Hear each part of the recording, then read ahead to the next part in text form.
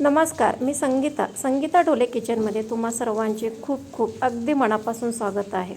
हा साबुदाणा वडा बघा, याच्यावरती साबुदाणा कसा अख्खाच्या अख्खा दिसतोय. आज आपण साबुदाणा वडे किती प्रमाणामध्ये किती बनवता येतील अशा अगदी परफेक्ट प्रमाणासह साबुदाणा वडे अगदी कुरकुरीत आणि खुसखुशीत कसे बनवायचे ते बघूयात. चला तर मग पटकन रेसिपीला सुरुवात करूया. इथे मी टोटल 2 वाट्या साबुदाणा घेणार आहे. 2 वाट्या साबुदाणा घेतलेला आहे. यामध्ये सुरुवातीला पाणी टाकून 1 ते 2 वेळा धुवून घेणार आहोत. 1 ते 2 पाण्याने स्वच्छ धुवून घेऊयात. अशा पद्धतीने यावरचं पाणी इथे काढून घेत आहे. अशा पद्धतीने पुन्हा एकदा ह्याच्यामध्ये पाणी टाकून स्वच्छ धुवून घेऊया. यावर आलेली घाण अशा पद्धतीने मी इथे पाणी काढून घेत आहे. साबुदाण्याला 1 ते 2 पाण्याने इथे स्वच्छ धुवून घेतलेला आहे. त्यानंतर साबुदाण्यामध्ये थोडंसं वर येईल असं साबुदाण्याच्या किंचित वर, जास्त पण पाणी याच्यामध्ये आपल्याला टाकायचं नाहीये. साबुदाणा छान असा भिजला पाहिजे तेवढंच पाणी टाकायचं आहे. बघा, अशा पद्धतीने पाणी टाकून घेतलेलं आहे.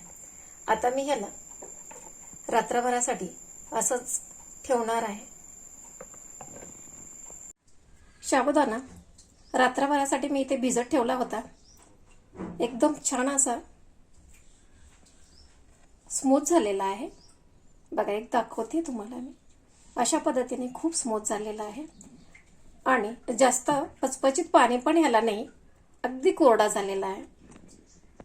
याला थोडं मोकळं करून घेऊयात. बघा, एकदम सुटसुटीत झालाय. आता याला मी दुसऱ्या एका मोठ्या प्लेटमध्ये काढून घेते. या प्लेटमध्ये काढून घेऊयात. बघा, काय छान साबुदाणा इथे फुललेला आहे. एकदम छान असा टपोरा दिसत आहे. एकदम मस्त, एकदम मोकळा आणि सुटसुटीत साबुदाणा भिजलेला आहे. त्यानंतर 3 मिडियम साईजचे बटाटे शिजवून त्याला किसून घेतलेला आहे. त्याचबरोबर 1 वाटी शेंगदाणे अशा पद्धतीने त्याचं कूट करून घेतलेलं आहे. आता यामध्ये मी हा किसलेला बटाटा इथे ॲड करून घेत आहे. पूर्ण बटाटा ॲड करून घेतला आहे. त्यानंतर बारीक केलेले शेंगदाणे इथे ॲड करून घेतलेले आहेत. त्यानंतर मी हे याच्यामध्ये हिरवी मिरची आणि जिरे मिक्स करून ठेचा बनवलेला आहे. हा ठेचा मी इथे 2 चम्मच ॲड करून घेते. तुम्हाला किती तिखट पाहिजे त्यानुसार तुम्ही ॲड करून घ्या. मीठ याच्यामध्ये अगदी 2 चम्मच टाकत आहे. मीठ टाकताना चवीनुसार ह्यामध्ये मीठ ॲड करून घेऊया. आता ह्याला छान असं मिक्स करून घेऊया.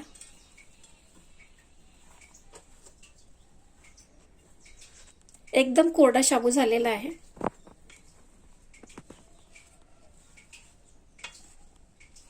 अशा पद्धतीने छान मिक्स करून घ्यायचं आहे.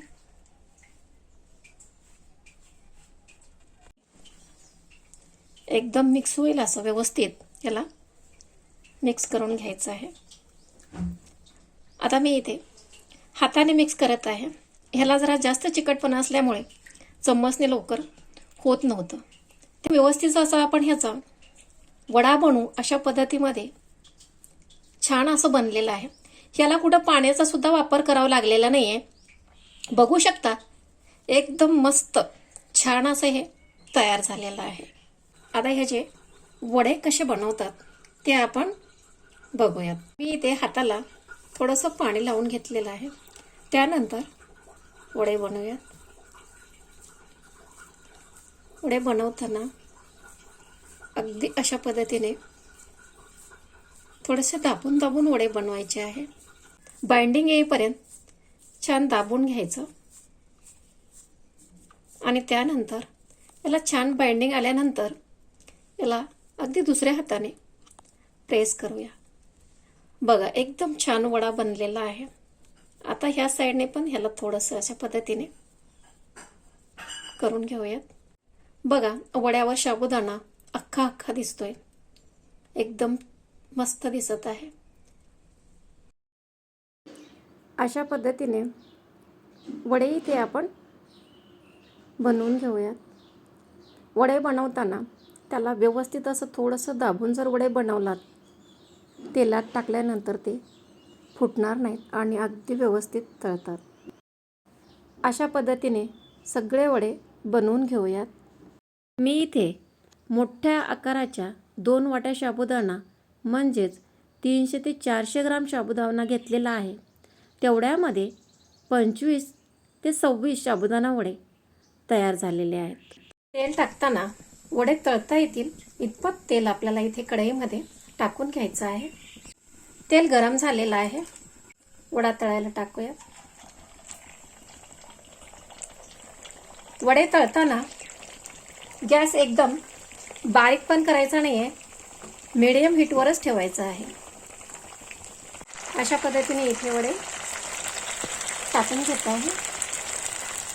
मी इथे जास्त तेल टाकल्यामुळे एकदाच 5-6 वडे त्याच्यामध्ये तळू शकतात. वडे तळताना लगेच याला हलवायचं नाही.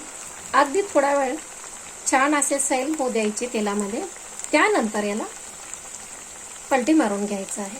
लगेच जर तुम्ही वड्याला टाकल्याबरोबर जर हलवलात तर ते कढईच्या बुडाला चिटकतात. आता बघा छान असे सैल झालेले आहेत. आता याला मी हलवते. बघा कढईला कुठेही चिटकलेलं किंवा काहीच नाही.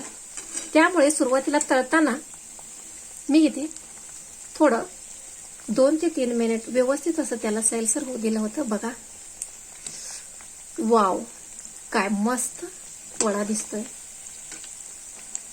आता ह्याला इथे पलटी मारून घेऊया.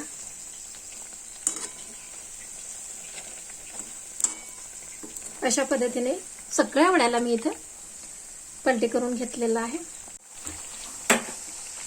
इथे सगळ्या वड्याला ब्राऊन कलर आलेला आहे. बघा साबुदाणा एकदम छान असा वर दिसतोय आणि वडे सुद्धा खुसखुशीत तळलेले आहेत. आता मी इथे सगळे वडे काढून घेते. तुम्ही सुद्धा अशा पद्धतीने ट्राय करून बघा. शाबू वडे बनवताना काही टिप्स जर वापरले तर ते एकदम परफेक्ट तयार होतात.